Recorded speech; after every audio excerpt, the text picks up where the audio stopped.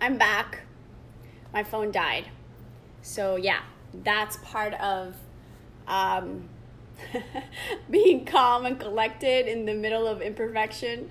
Anyways, what I was saying is that we don't have to get used to living in that way in which we are not living up to our fullest potential, that we don't have to surrender or to be sort of mediocre with, wow, the rains really just got stronger. This is probably the strongest it's rained the whole time. Okay. Anyways, we don't have to live in the way that we have been taught. We don't have to live in the same way that we already have for all these years. And that's one of the things that I see so many of us struggle with in the home context, right? We have these memories of our parents being impatient with us. We have these memories of other people we grew up with being impatient with us and irritated and anxious, and it's also part of the world. Like, look at how much chaos they've created with the media, with this hurricane. There were people, I heard of people like getting into fights with each other at the supermarket to buy waters and to buy canned foods, and they were apparently like crazy lines to go get gas. And when I was getting ready, I got my Instacart, which is amazing, got a bunch of stuff from Costco delivered to me.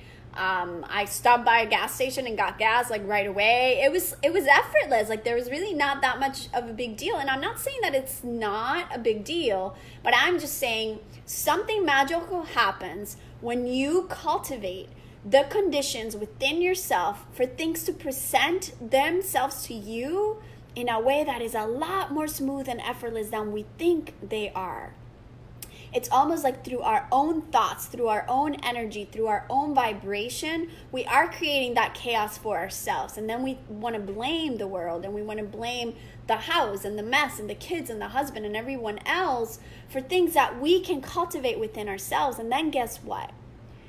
We don't want our family to act that same way that we are acting. And so one of the things I talk to you guys a lot about during the program is the power of a woman, and how we have 16 times more vibrancy and more power in our light and in our aura than men. And that's not to say that we are more than them. It's just biologically we are meant to do a lot more. We are meant to lead from this heart space. We are meant to allow ourselves to really shine up to what it is that we can offer them, because they will follow us when we are the leader in that way. And it's not in a way that we're controlling them or manipulating them or being very masculine in what we do in terms of doing it all, right? Never asking for help, being super independent. All of that is actually really harming us. And so this weekend, as I was getting ready for the storm with my children, of course there was a lot of that masculine power that I needed to bring forth in me to do stuff that I needed to do, right? To bring all the patio furniture inside. It's heavy, right? I'm tiny. I did it, right? I figured it out. That was Miss Independent me. Figure out what else I need. Thankfully, I have hurricane resistant windows. All those things that if you have a spouse, they would most likely take care of. And I was just watching myself, watching the conversation in my head that was trying to make me feel less than or more than.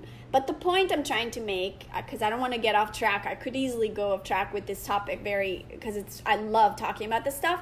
But the point I'm trying to make is that when we as women recognize that being aware of how we feel is the biggest gift and the biggest leadership example that we give our children and our families, then we'll be able to get that much further. So when they can see that even when our house is chaotic and all their toys are everywhere, but you're so calm and collected while asking or making requests in a very loving way for them to help out, and you start seeing that because you're cultivating that confidence within yourself, they actually help you and collaborate even before you even ask, that stuff becomes magic in your everyday. And that's the kind of peace I'm talking about in regards to living in a world of chaos inside of your home. And so I could go on and on and on and on about this, but what I want to just leave you with is this aspect of continuing to cultivate peace within yourself, so that even when chaos outside of you strikes, comes, and just faces you right on, you have the tools to stay grounded and stay connected to your essence, which is always of love, it's always of peace, and it's always of inspiration. So I hope that you guys are doing the 40-day meditation. If you aren't, it's never too late to join. Hop on, just give it a shot. If you missed a day, don't worry about it. Try it again. If you've never tried meditating before, this is a great way to do it because it's really good for beginners or for anyone of any levels. So just try it. There's not much more to it than 5 minutes of your time where you will learn how to cultivate a calm heart, how to cultivate a more inspired way of living so that you're not consumed by fear and chaos and worries. And that's what makes your home a sacred space, not your designer look, not anything that you might spend thousands of dollars on. And if you do want to spend thousands of dollars on it, great. I'm happy to help doing that. And if you just want to refurbish what you already have, great. I'm happy to help you do that. The point is we need to go within ourselves to feel the joy and the pleasure that our spaces absorb from us and not the opposite. Okay, so I hope this is helpful for you guys. I hope that it gives you a tiny bit of inspiration. And I will see you guys very soon. Keep sending me your questions. Keep checking in to let me know you're meditating. I love how many of you are checking in with me. I'm super excited about all the changes that you guys have already seen. It's been amazing to me to see something that that it can be so simple, has so much impact. And then one more thing. One thing that really helped me this weekend when I was feeling chaotic sometimes was to imagine, and I used to do this when I was giving birth to my children too, was to imagine how many other women in the world might be doing this right now. How many other women in the world might be on their own getting ready for a storm right now? How many other women in the world might be dealing with their children and their husbands and all these chaos and problems that our lives could bring us in our career, in our finances, our health, whatever, that are able to connect with, that I'm able to connect with? How many other women?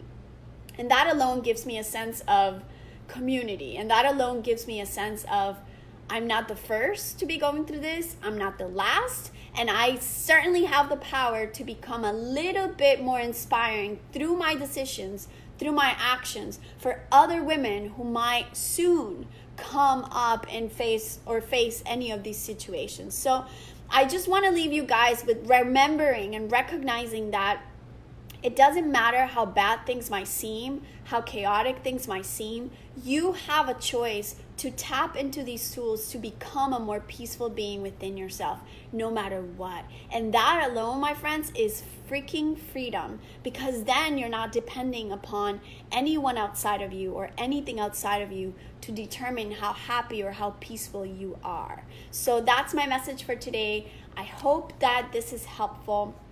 Next week, we're going to talk about creating a sacred altar for your space, building an altar for yourself so that you can cultivate this piece I'm talking about daily, ideally, in a little tiny space of your house. And if you have $1 million house, a $5 million house, beautiful. You can make a rocking, gorgeous, beautiful altar. But if you live in a tiny little house and in a trailer somewhere, you can still make the most beautiful, meaningful altar. It does not matter if you're rich, if you're poor, if you're old, if you're young, if you're married, if you're not, if you're a stay-at-home mom. Look, we have so much competition in the world amongst ourselves already. We come from a culture of women competing and beating themselves up all the time with jealousy and with greed and with, it's time we let that shit go. We are all sisters. We're all in this together. We need to come together as one and really embrace the power that we were given as women to join forces, to be happier, to have happier children. Whether you have girls or sons, they are the future of the world. We need to raise them in a way that they can tap into their hearts, that they can tap into their inner peace, so that they can keep doing that. And that's, my friends, how we make a change in the world. That's how we make peace in the world, and it has to start at home. So let's get going in designing these sacred spaces and these sacred homes for you and your family, because we really, really need you to do that now. It's our responsibility to share a little bit more of that goodness with the world. So next week, we'll jump into creating a sacred altar. If you have any questions in between, send me a message. Satnam, have a good night. Finish. Okay, wait.